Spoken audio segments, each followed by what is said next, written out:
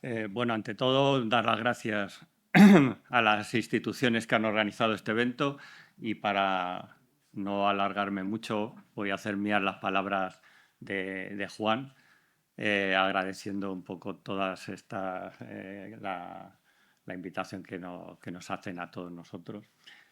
Me voy a centrar en lo que sería lo que llamamos la ordenación agrohidrológica.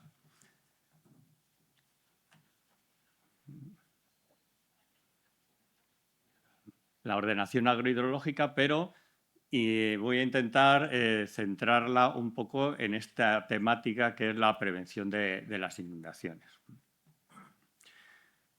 Creo que todos somos conscientes de una cosa que pongo aquí, que es que cuando hablamos de prevención, si con prevención queremos entender que vamos a evitar las inundaciones, no estamos enfocando bien el camino, ¿no? Porque la sociedad se puede hacer unas esperanzas que realmente no vamos a poder cumplir. Si por prevención entendemos prever lo que puede pasar ante precipitaciones extraordinarias y tomar medidas que puedan minimizar los daños que puedan ocasionar estas precipitaciones, pues yo creo que es un enfoque mucho más realista y que la sociedad sí que lo va a aprovechar muchísimo mejor. ¿Qué entendemos por ordenación agrohidrológica? Primero, como comentaba antes Juan, nosotros necesitamos comprender cómo es la dinámica del ciclo hidrológico y todos los procesos físicos que entran en juego para después poder tomar decisiones, ¿no? Entonces, una parte importante de ese conocimiento, esa ordenación, se basa en conocer todos esos procesos y esa dinámica torrencial. Y luego hay dos enfoques que son paralelos, pero que son un poco diferentes, ¿no? Normalmente la ordenación agrohidrológica se asocia más a lo que sería la planificación del territorio, teniendo en cuenta pues, su uso. Es decir, qué zonas podemos cambiar el uso, cambiar esa vegetación natural que más adelante ahora veremos que ha dado un equilibrio morfológico al territorio, cambiarlo por unas necesidades agrológicas o urbanísticas, etcétera, necesarias para la sociedad, pero hacerlo con un criterio de sostenibilidad. Entonces, esa planificación agrohidrológica, digamos, afecta un poco a todo lo que es el territorio. Y es lo que, como comentaba, en general tenemos en la cabeza. Pero también aborda un tema que es el que nos trae hoy aquí, que es la ordenación del territorio pensando en el riesgo de inundaciones que pueden venir generados por esa cuenca hidrográfica, ese territorio más o menos amplio que se va a concentrar en el entorno del cauce y en puntos concretos.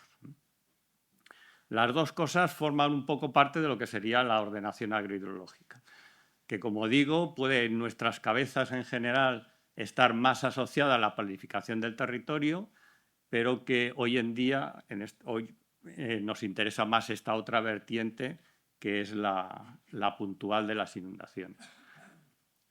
El agua y el suelo, el soporte de la vegetación, son unos elementos importantes y básicos para la vida, tanto de la vegetación como de la sociedad en general.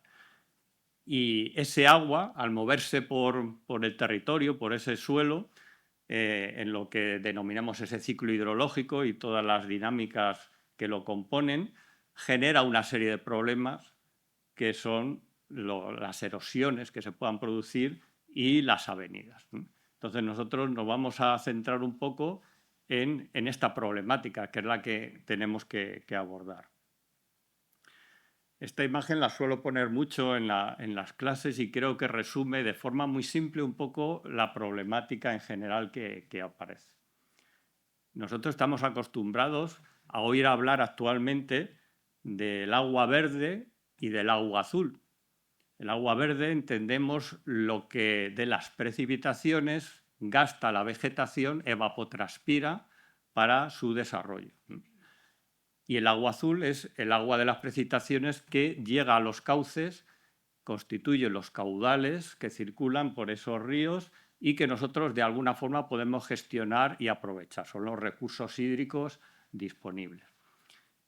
Y todos somos conscientes y tenemos también en la cabeza el otro agua, que es el agua que escurre superficialmente y que nos genera los problemas, pero que yo al menos no le he oído ponerle un color, ¿no? Y yo aquí lo pongo aquí como agua roja.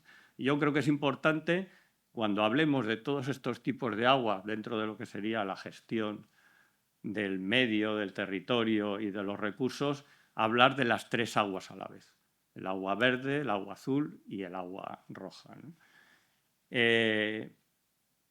La precipitación, que es el origen de todos estos flujos, llega en el momento en que cae sobre la superficie del territorio, decide más o menos un camino, ¿no? Y es la vegetación que hay sobre ese territorio y la morfología en ese punto, pero fundamentalmente la vegetación, porque es lo que más puede cambiar, es lo que va a condicionar bastante todos esos flujos y a la larga, pues la estabilidad que tengamos en el territorio.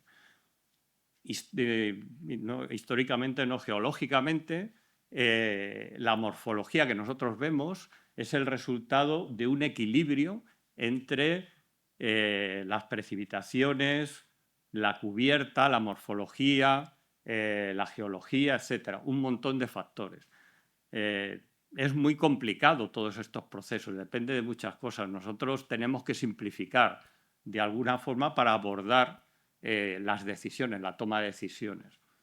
Y yo en la presentación que voy a seguir a continuación voy a simplificar mucho para tener unos números sobre un poco con los que no discutir, pero tener unos criterios para dar importancia a unas cosas y a otras. Ese equilibrio al que se ha llegado depende de muchos factores, ¿no? Esta balanza de Lane es un elemento que nos puede llevar a interpretar un poco cómo cambian, en qué dirección puede ir el equilibrio y los factores que afectan a ese equilibrio, ¿no? Si, por ejemplo, nosotros en una situación en la que tenemos una pseudoestabilidad,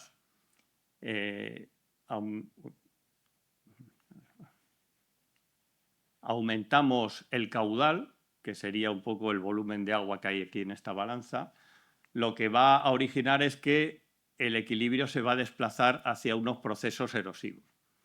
¿Qué van a desencadenar esos procesos erosivos?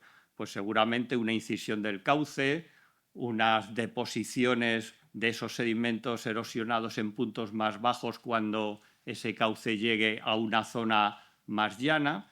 Al final, en general, lo que va a hacer es disminuir la pendiente que tiene el cauce en ese punto.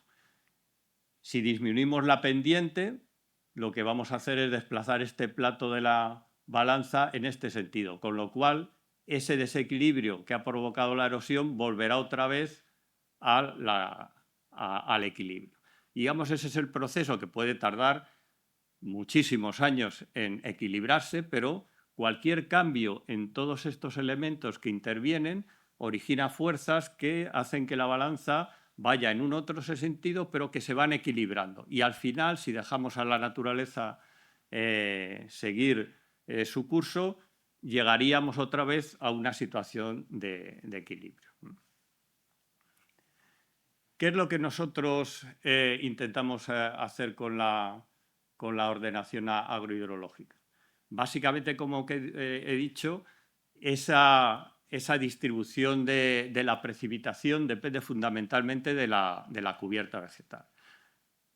Lo que ha ocurrido en general históricamente es que la sociedad ha necesitado de ese territorio y ha transformado esa cubierta vegetal en cultivos agrícolas, en otras necesidades, y ha desplazado esa vegetación original que constituía ese equilibrio que existía, ese pseudoequilibrio que existía en ese momento. si nosotros queremos intentar frenar un poco esas dinámicas o intentar acercarnos otra vez a un equilibrio, tenemos que trabajar en dos líneas. Por un lado, sería la mejora del suelo, intentar revertir esas pérdidas de suelo que se van a producir por la desaparición de esa vegetación que lo cubría.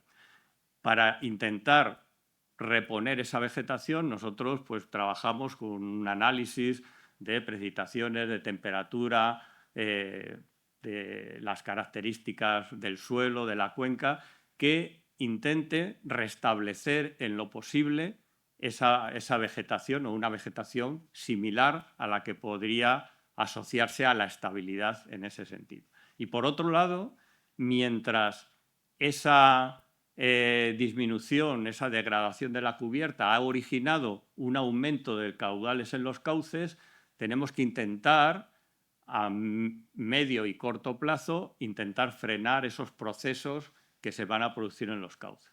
Y por otro lado, hacemos una serie de análisis y de trabajos enfocados a estabilizar los cauces que están sufriendo ese aumento de caudales máximos. La planificación de estas dos acciones en el territorio, en la cuenca hidrográfica, es lo que constituye la ordenación, lo que entendemos por la ordenación agrohidrológica, y la plasmación de todas esas medidas que se planifiquen lo hacemos a través de los proyectos de restauración hidrológico-forestal. Eso es un poco el camino que nosotros vamos llevando. Yo terminé la carrera más o menos a finales de los 80, justo cuando Juan Ángel Mintegui y Fermín López Unzun publicaron este libro que, digamos, nos ha acompañado, me ha acompañado a mí, digamos, a lo largo de todo mi desarrollo profesional, que recogía un poco todo lo que se estaba haciendo hasta el momento dentro de este enfoque de ordenación agrohidrológica. Está muy enfocado a esos dos términos que hemos visto antes de restauración de la cubierta y de control de los procesos en los cauces. Pero, como he dicho antes, ese concepto de ordenación agrohidrológica está enfocado a la cuenca vertiente, a lo que es la planificación de la superficie de la cuenca vertiente, decidiendo dónde es posible de forma sostenible mantener cultivos y dónde hay que recuperar esas cubiertas permanentes que puedan representar pues, las superficies forestales. O sea, es una visión de control a nivel de cuenca hidrográfica.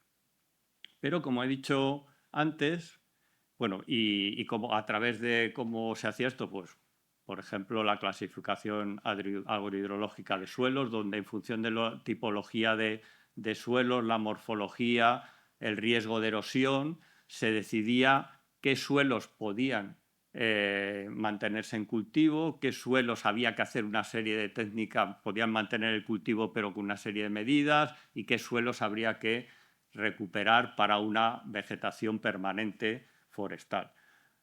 También se hacía esa ordenación en base a las pérdidas de suelo. Qué pérdidas de suelo son tolerables y qué pérdidas de suelo que se pudieran producir en los distintos usos no son tolerables. Y en función de este criterio, pues hacer esa planificación general. Pero, como he dicho antes, también hay una visión más concreta que es el tema de las inundaciones. Nosotros hace unos años tuvimos un proyecto europeo liderado por la Universidad de Newcastle que analizaba cómo el bosque podía controlar o paliar las avenidas extraordinarias. Era un poco el enfoque.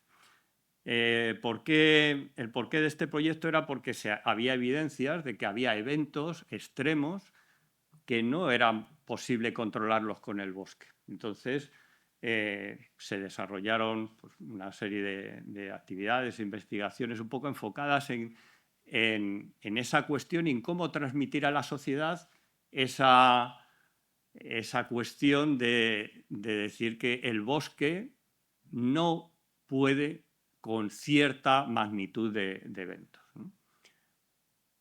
Y eso que desde Newcastle lo querían un poco materializar de una forma muy directa, nosotros y en general todos los socios de Sudamérica que participamos en el proyecto, veíamos que ese mensaje podía ser un poco peligroso porque la gente dice, bueno, pues si el bosque no me puede evitar esos eventos extremos, ¿para qué necesito el bosque?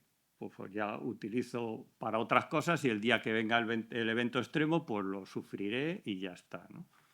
Entonces, nosotros conseguimos enfocar esto en una línea de poner en valor no tanto en los eventos extremos o súper extremos, sino en general en todos los eventos, ¿no? Juan Mintegui en este proyecto ponía un ejemplo que yo creo que es muy ilustrativo de lo que representaría el bosque. Él decía, es como un cinturón de seguridad. Nosotros hoy en día nadie se plantea no poner cinturones de seguridad en los coches. Somos conscientes de que el cinturón de seguridad evita muchísimas muertes. Pero si vamos a 200 kilómetros por hora y chocamos contra un muro de hormigón, aunque llevemos el cinturón de seguridad, seguramente nos vamos a matar. O si vamos circulando por una calle, por una carretera y nos cae una piedra de 10 toneladas encima del coche, aunque llevemos el cinturón de seguridad, no vamos a sobrevivir. Pero nadie se cuestiona el no tener un cinturón de seguridad para circular.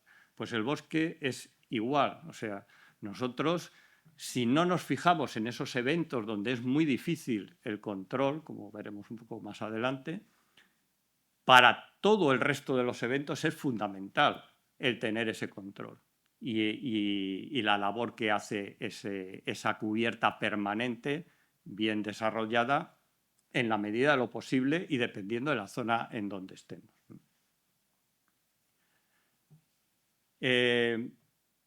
Es muy importante, ya de cara pensando en estos eventos importantes, donde el control que podemos tener en la superficie de la cuenca es más o menos limitado, centrarnos en la parte de los daños que puedan producir las inundaciones, lo que sería un poco el riesgo que pueda sufrir la población que vive en ese entorno de los cauces.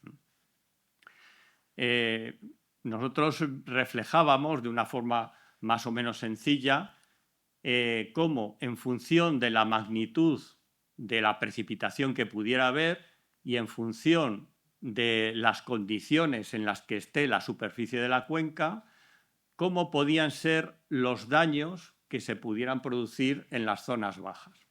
Y estas líneas que aparece ahí, líneas A, línea B, línea C, que separa una zona donde los daños pueden ser pequeños, una zona donde los daños pueden ser mayores, una zona donde los daños pueden ser muy importantes y una zona donde los daños pueden ser catastróficos, un poco donde podríamos estar hoy en día con el tema de la Dana que ocurrió en Valencia, pues ver un poco cómo el mejorar las condiciones de la cuenca puede afectar a esos daños que se puedan producir. Y estas líneas no son líneas fijas, estas líneas las construimos con la planificación territorial. ¿Cómo está el entorno de esos cauces donde van a llegar esos caudales de avenida? Yo puedo tener una situación de este tipo donde reflejaría que tengo una planificación más o menos alejada de los cauces, una planificación conservadora desde el punto de vista de las inundaciones, que hace que, aunque las precipitaciones puedan ser grandes y aunque la cuenca no pueda estar muy bien conservada o cubierta, los daños que se puedan producir pues no sean muy grandes.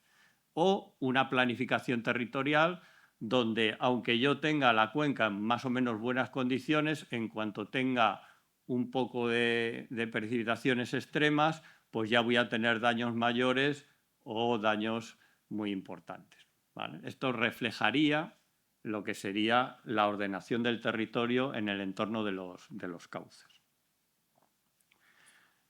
Volviendo un poco a tener números que os comentaba antes, para saber un poco la magnitud que podemos esperar de ese agua verde, ese agua azul y ese agua roja, lo que he hecho es un cálculo sencillo de lo que podría ser los últimos 5 años, analizando día a día la precipitación que hay sobre un determinado punto y la temperatura. Entonces he cogido, ahora más adelante lo voy a poner, 2 estaciones meteorológicas, la de Turis, que es donde ocurrió el evento de la Dana, y La Coruña, que es un punto totalmente extremo en cuanto a caracterización de las precipitaciones. A ver, en estos 5 años, día a día, y con unos métodos sencillos que son los que habitualmente utilizamos para calcular caudales máximos, para ver evapotranspiraciones, para valorar un poco el caudal base que puede haber en los ríos, o sea, métodos lo más sencillos posible para tener unos números de magnitud en estos 5 años qué ha podido pasar en estos 2 sitios tan diferentes. Para eso voy a utilizar un método que es el método del número de curva. Muchos de vosotros estaréis familiarizados con él porque se utiliza mucho. ¿Para qué sirve el método del número de curva? Para saber, para una determinada precipitación, qué parte se infiltra y qué parte escurre superficialmente, que es el punto clave de ese momento en el que tenemos la precipitación, y si se infiltra, el agua está controlada; si no se infiltra, nos va a crear muchos problemas. Es un método muy sencillo, matemático, que es como un método que lo que llamamos de caja negra. O sea, funciona bien, más o menos, pero no es una representación física de lo que pasa. Entonces, lo voy a comentar un poco como si fuera una clase, simplemente para ponernos en ese entorno de lo que es la sencillez del método y lo que representa. Básicamente lo que tenemos es, para una determinada precipitación en el tiempo, una precipitación constante, que sería esta línea recta. Al principio, todo este P sub 0 es lo que se infiltra inicialmente. Al principio ahí siempre la vegetación se moja, se forman charcos, o sea, no hay escorrentía superficial, siempre hay una precipitación inicial mínima necesaria para que comience a haber escorrentía, que sería esta distancia. Lo que tendríamos aquí es lo que sería la escorrentía. Aquí ya empieza a haber escorrentía, y mientras ya se va generando escorrentía, también hay una parte que se sigue infiltrando. Esa parte que se infiltra tiene un límite. Llega un momento en que ha llovido tanto que lo que puede retener el suelo ya es máximo. Y si llueve un poquito más, ese incremento de precipitación se transforma automáticamente en incremento de escorrentía. Bueno, este sería el esquema, esta sería la formulación asociada a ese esquema, y nosotros con esta fórmula podemos saber para una determinada precipitación qué escorrentía se ha producido. Yo voy a trabajar con datos diarios. Yo lo que voy a meter es lo que llovió ese día. Si ese día llovió más que este umbral de escorrentía, habrá escorrentía superficial y se generará un cierto caudal punta en el río. Si la precipitación del día es menor que este umbral de escorrentía, todo se infiltra y ya o se evapotranspira o se mueve lentamente y, digamos, aflora en los ríos de forma regulada. Para ponernos un poco, para visualizar qué es el método del número de curva, el método son curvas, como su nombre indica, que nos relacionan para una determinada superficie que podamos tener, cómo se comporta la precipitación frente a la escorrentía. Imaginad que tenemos una superficie cubierta por un plástico. ¿Cuál sería la curva que me describe cómo se comporta esta superficie? Pues una línea de 45 grados. Cualquier valor de precipitación que caiga aquí se transforma en la misma cantidad de escorrentía superficial. ¿Vale? Esta sería la curva que me describe esta superficie. Imaginad que tenemos una superficie, una reja metálica. ¿Cuál sería la curva que me describiría cómo se comporta esta superficie frente a la precipitación? Pues una línea horizontal. todo lo que llueva aquí va a atravesar esa superficie. Aquí no va a haber escorrentía superficial por mucho que llueva. La curva sería una línea horizontal. Cualquier valor de precipitación me da escorrentía cero. Ahora imaginad que tenemos la superficie cubierta por cajas que tienen una altura S. ¿Cuál sería la curva que me describiría cómo se comporta esa precipitación, esa superficie frente a la precipitación? Pues mientras no haya llovido la cantidad necesaria para llenar esas cajas, la línea sería una línea horizontal, no va a haber escorrentía superficial. Pero en el momento en que haya llovido esa cantidad y las cajas ya estén llenas, cualquier incremento de precipitación se transforma automáticamente en escorrentía superficial y tendría una línea de 45 grados. Esta sería la curva que me describiría esta superficie.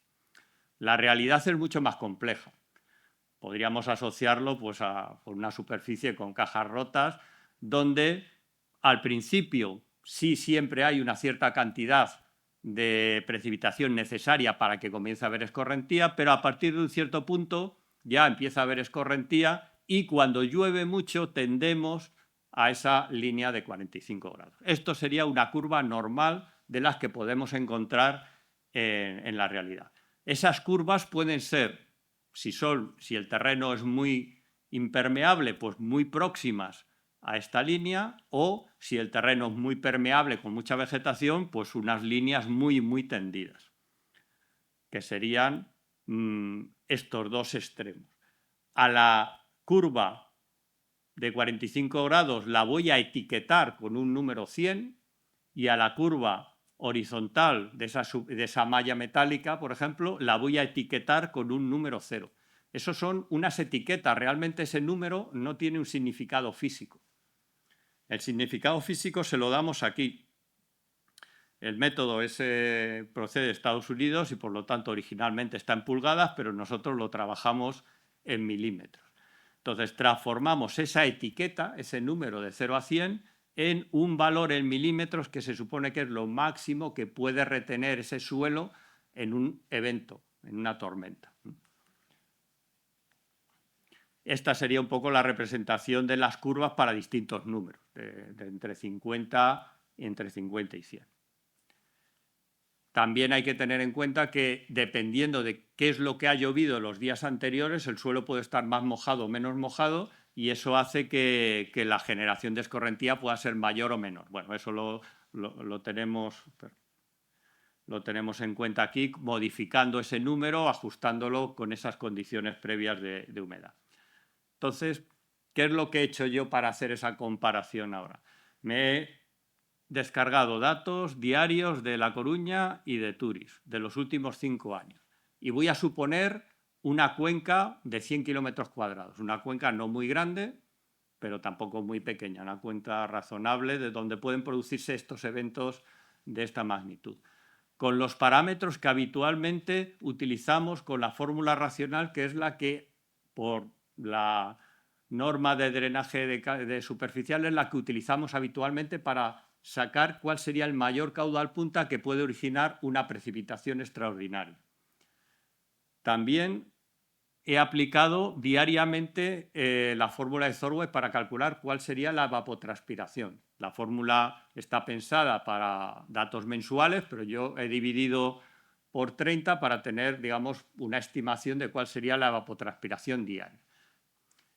Y como esta fórmula de caudales máximos en general tiende a exagerar, porque es una fórmula pensada para el diseño de estructuras y siempre nos colocamos del lado de la seguridad, pues para tener un contrapeso que no sea tan exagerado de ese caudal punta, también he supuesto que la escorrentía superficial que se genera ese día, si en el día llueve más que ese umbral de escorrentía, lo reparto triangularmente en 24 horas y eso me da un caudal pico mucho más pequeño que este, pero que podría corresponder con una avenida a lo largo del día menos concentrada, etc. Es para tener dos valores de caudal punta un poco compensados, podría ser un mínimo y un máximo.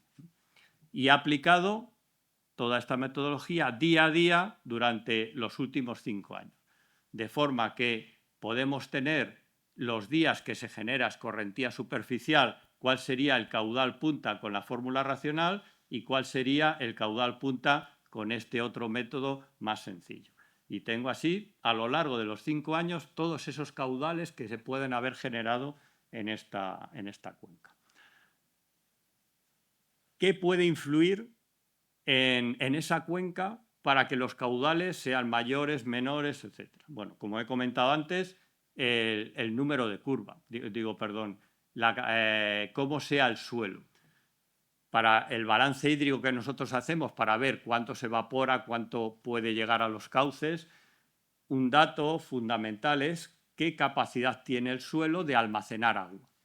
Entonces, podemos tener capacidades más o menos pequeñas si el suelo no está muy desarrollado o capacidades grandes. Si tenemos una capacidad grande, todo lo que llueva se va a quedar en el suelo, no va a llegar a los cauces y la única forma de salir va a ser evapotranspirarse de nuevo hacia la atmósfera.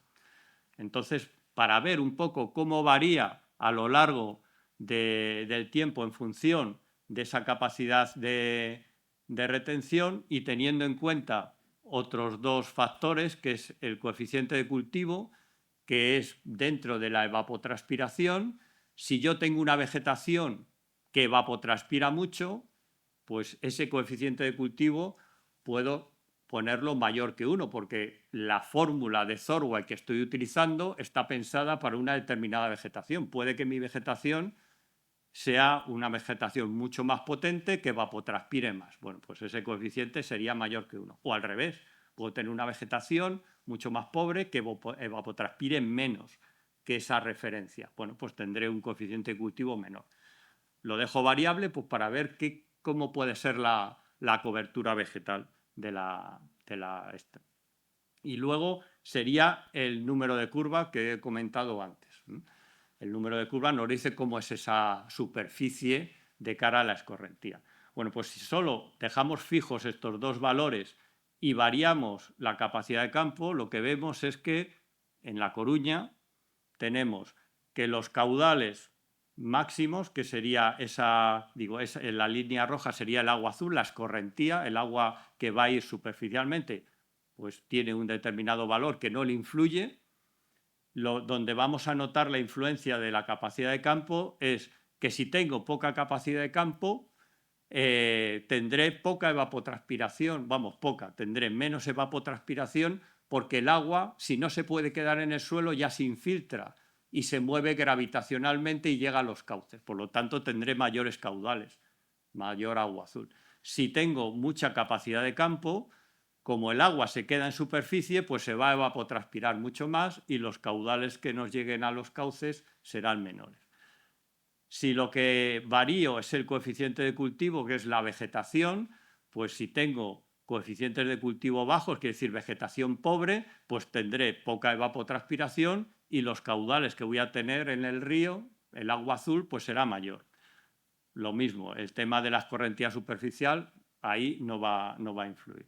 Y si tengo vegetación muy potente, pues tendré mucha evapotranspiración y tendré menos caudal base en los ríos. Y si lo que nos fijamos es en la generación de escorrentía superficial, que es el número de curva, pues vemos que si el número de curva es pequeño, quiere decir que es muy permeable, que la vegetación y el suelo permite que se infiltre mucho agua, pues tendremos cantidades más importantes de agua regulada y de evapotranspiración y poca escorrentía superficial. Pero si tenemos números de curva altos, con una situación de escorrentía, favorecer la escorrentía grande, pues tendremos mayor agua de escorrentía, menores caudales y aquí baja un poco la evapotranspiración porque gran parte del agua que escurre superficialmente no entra en el suelo y por lo tanto no puede ser evapotranspirada. Esto sería la situación en La Coruña. Fijaros, aquí no se ve bien, pero son 800 milímetros. Más o menos en estos 5 años, esto sería el valor medio de los 5 años. Si queremos hacer un gráfico único, porque al final todo está un poco relacionado. Si yo tengo una buena cobertura vegetal, un coeficiente de cultivo de 1,5, que evapotranspira mucho, eso quiere decir que de cara a la escorrentía voy a tener un número de curva bajo, porque será capaz de retener mucho agua y favorecer su infiltración. Y la capacidad de campo será mayor, porque las raíces de esa vegetación llegarán a sitios más profundos y el espesor del suelo será mayor. Con lo cual, los tres factores están más o menos relacionados. Entonces, lo que hemos hecho es poner en una primera situación que sería con un número de curva bajo, tendremos vegetación potente con capacidades de campo grandes. Y en el otro extremo, números de curva altos con suelos pobres, con poca capacidad de retención y con vegetación pobre, que sería un coeficiente de cultivo de 0,6. Y este sería el esquema que aglutina de forma sencilla. O sea, fijaros que estos son unos cálculos muy sencillos de un proceso que es muy complejo, pero nos da una idea.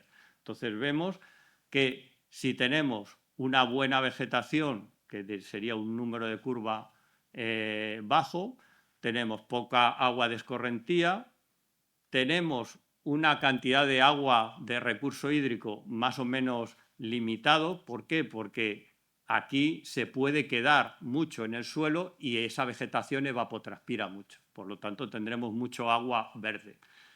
Y en el otro extremo, en los suelos, si la vegetación es pobre, pues lo que tendremos sería un agua de escorrentía mucho mayor, menos agua evapotranspirada porque la vegetación es menor, no evapotranspira tanto, y unos ciertos valores de agua en los cauces, agua regulada, que alcanzarían más o menos estos valores. Esta sería la situación de una cuenca situada en La Coruña. Ahora lo vamos a comparar con la situación de Turis. En estos 5 años hay un problema, entre comillas, que es que tenemos una precipitación diaria de 710 milímetros que ocurrió hace unos meses. Si meto ese dato de 710 milímetros, las medias de los valores se disparan en cuanto a escorrentía y tal. No, digamos, no me reflejaría bien lo que ha estado pasando en estos 5 años. Yo, si quisiera meter este dato tan extraordinario, tendría que irme a muchos más años de registro histórico para compensar este valor tan distante, ¿no? Entonces, lo que he hecho es sustituirlo por un valor mayor de todos los que había en esos 5 años. El máximo valor en los 5 años, creo recordar que eran 165, pues he sustituido el 710 por 200 milímetros, como si este evento de Turis hubiera sido un evento extraordinario, pero no tan extraordinario, simplemente para ver de cara a estos tres tipos de agua, pues cómo es el reparto. Y lo que tenemos sería que la escorrentía, en el caso de la capacidad de retención, fijaros, los valores de aportación son mínimos comparados con La Coruña, porque llueve mucho menos. Y los valores de evapotranspiración también son limitados, porque aunque hay mucha temperatura, no hay disponibilidad de agua para que haya evapotranspiración. Entonces tenemos estos valores más o menos constantes. Si nos fijamos en el coeficiente de cultivo, pasa más o menos lo mismo, porque está todo muy limitado por la poca precipitación que tenemos en general, de forma continua. Y en el caso del número de curva es donde apreciamos alguna diferencia mayor, porque para los eventos, pues la escorrentía superficial, cuando hay eventos, casi todo será escorrentía superficial si la superficie de la cuenca no está bien cubierta. Si lo reflejamos todo en un gráfico único, como hemos hecho antes, pues estos serían los dos gráficos que podríamos comparar. Entonces, vemos aquí que prácticamente lo que sería aportación de agua es una cosa más o menos fija, y lo que sería evapotranspiración también es un valor más o menos en el entorno, en este caso de 300, y donde vemos las variaciones en la escorrentía superficial. Todo esto sería, hablando de milímetros, en cuanto a agua superficial, agua evapotranspirada, agua regulada, pero no, hasta ahora no hemos hablado de eventos. Si nos fijamos ahora en los caudales máximos que se producen, si vemos en La Coruña, la línea roja lo que nos representa es el máximo caudal que se ha producido a lo largo de los 5 años, jugando con el número de curva. Como he dicho antes, el número de curva aglutina un poco las tres cosas que pueda haber, la vegetación, el suelo, desde el punto de vista de la generación de escorrentía. Entonces tenemos que los mayores caudales punta pues están aquí en torno a 400 metros cúbicos por segundo en los 5 años. La línea azul es la media de los caudales máximos en esos 5 años. Y la línea verde es el número de eventos, cuántos días se ha generado escorrentía superficial. Y vemos que en La Coruña, pues si tenemos una cuenca que no esté muy bien cubierta, con números de curva grandes, vamos a tener muchos eventos con escorrentía, con caudales, escorrentía superficial y caudales punta. Pero la magnitud de esos eventos no es muy grande porque la forma de llover que tiene, aunque llueve mucho y hay días que pueda generarse escorrentía superficial, los máximos de lluvia no son tan grandes como en el caso de Turis. Aquí también he quitado el evento de 710 milímetros que originó la Dana, porque si no se disparaban los valores, no es comparable. Pero quitando ese y sustituyéndolo por el de 200, vemos que los caudales máximos en estos 5 años, el máximo caudal que se produce es bastante más elevado que en el caso aquí de La Coruña, de 1000 y pico metros cúbicos por segundo.